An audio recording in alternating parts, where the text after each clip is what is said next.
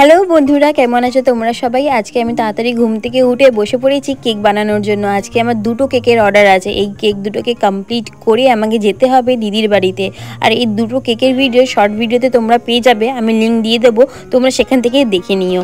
আর এই কেক দুটো কমপ্লিট করার পরে ভালোভাবে প্যাকিং করে আমি নিজের হাতে রেখে দিয়েছি ফ্রিজে, যাতে ডেলিভারির সময় যাতে কারোরই অসুবিধা না হয়, আর কেকটাও খুব ভালোভাবে সেট হয়ে যাবে। আর দিদির বাড়ি যাচ্ছি তাই ভাবলাম কিছু একটা নিজের হাতে বানিয়ে নিয়ে যাই, তাই আমি একটু ব্রাউনি বানিয়ে নিচ্ছিলাম।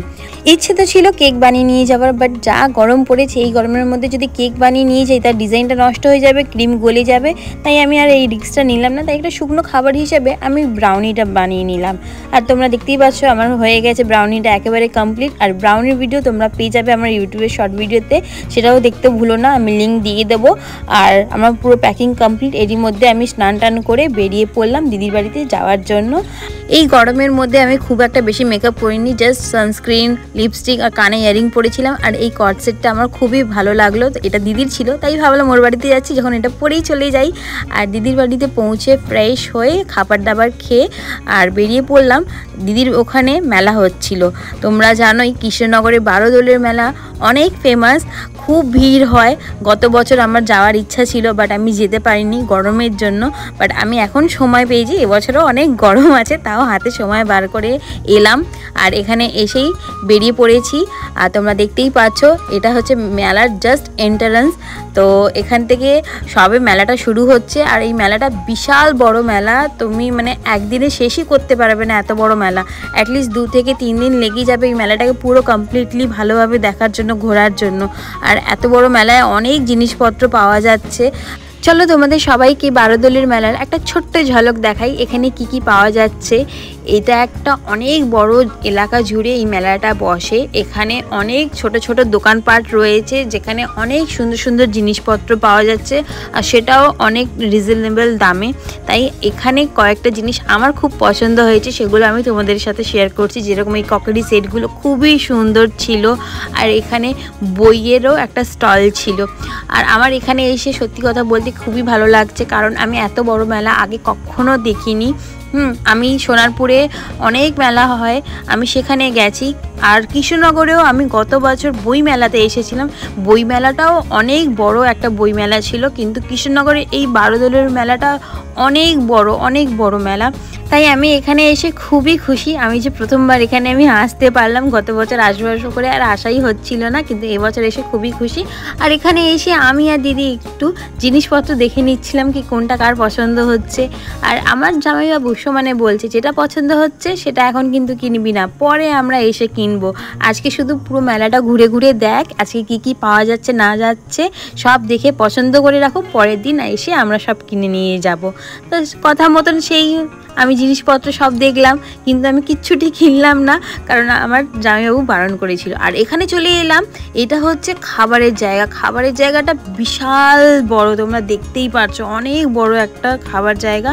শুধুমাত্র এখানে শুধু খাবারের স্টলগুলো রয়েছে। আর এখানে দেখো এত বড় একটা পরোটা, বাবারে। তার ঠিক পিছনেই ছিল বাচ্চাদের আর বড়দের জন্য রাইড।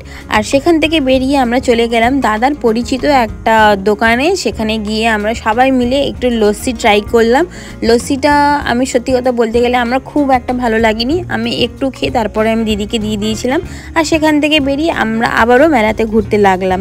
আর মেলাতে ঘুরতে ঘুরতে চলে এলাম এইখানে। আর এইখানে এসে দাদা বন্দুকগুলো তাক তাক করে কয়েকটা বেলুন ফাটিয়ে নিল। আর বেলুন ফাটিয়ে নেওয়ার পরে যা গিফট থাকে আর কি, ঝুড়ি, লজেন্স, সেটা নিয়ে চলে এলাম।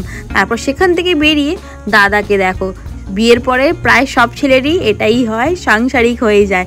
দাদা এখানে কড়া, খুন্তি এইসব দেখছিল। না আমি মস্করা করছি, দাদা নিজের ক্যাটারিং কাজের জন্য এইসব দেখছিল। তারপরে দাদার একটা পরিচিত লোকের সাথে দেখা হয়ে গেল। এই কাকুটি পাঁপড় বিক্রি করে, দাদা তার কাছ থেকে পাঁপড়ই কিনছিল। আর আমাদেরকে বলছিল এই কাকুটি পাঁপড় বিক্রি করতে করতে একটা খুব সুন্দর ছড়া বলে, দাঁড়া তোরা শুনে যা সবাই। তো তোমরাও শোনো ছড়াটা কি ছড়া। কারণ ও তো কলকাতায় থাকে, জানে না। ভিডিওটা চালু করো, এবার তুমি তোমারটা চালু করো, দেখুক একবার। বাবর বাজারে চলে গেল, বাবর বাজারে ও গো কিনে দাও না, ছেলে নিয়ে বাইনা করে বাবর খাবরে। বাবর বাজার, নিমকি বাজার, খটকল বাজারে চলে গেল বাবর বাজারে, বাবর। তো কেমন লাগলো ছাড়াটা? বেশ ভালো, তাই না?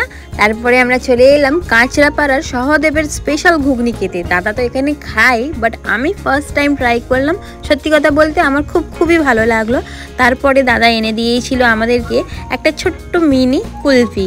এই ছোট্ট মিনি কুলফিটা খেতে খুব একটা মন্দ ছিল না, এটা খেতেও খুব ভালো ছিল। তারপরে আমরা সবাই মিলে চলে গেলাম পিৎজা হাউসের দিকে। সেখানে গিয়ে আমরা পিৎজা অর্ডার করে বসলাম। আর এখানে পিৎজাগুলো সবকটা রেডিমেড তৈরি রাখা ছিল, যে যেটা খাবে সেটা বললেই তারপরে ওভেনে দেওয়া হয়। আর তোমরা এখানে দেখতেই পাচ্ছ সুন্দর করে সাজিয়ে রাখা রয়েছে। এই তো কথা বলতে বলতে আমাদের পিৎজাটা তৈরি হয়ে গেছে। পিৎজার কিছু পিস কাটিংয়ের পরে কিছু অরিগ্যানো, চিলি ফ্লেক্স ছড়িয়ে আমাদেরকে সার্ভ করা হলো। পিৎজাটা কিন্তু দেখতে খুবই ভালো লাগছে। আর এই পিৎজাটা এবারে টেস্ট করার পালা। পিৎজাটা দেখতে যেরকম ভালো, খেতেও সেরকম ভালো, সত্যি কথা বলছি। আর তোমরা যারা এখনও আমার ভিডিওটাকে দেখছো কিন্তু সাবস্ক্রাইব করোনি, তাড়াতাড়ি করে সাবস্ক্রাইব করে নাও। আর তার সাথে নোটিফিকেশনের বেলটাকে প্রেস করতে কিন্তু ভুলবে না। এর ফলে আমার নতুন নতুন ভিডিও সবার প্রথমে তুমি দেখতে পারবে। আর তার সাথে ফেসবুকের পেজটাকেও ফলো করে নিও। এখন আমাদের সবার বাড়ি ফেরার পালা, অনেকটা সময় হয়ে গেল। আজকে এই অবধি, দেখা হচ্ছে পরবর্তী ব্লগের সাথে। Till then, tata.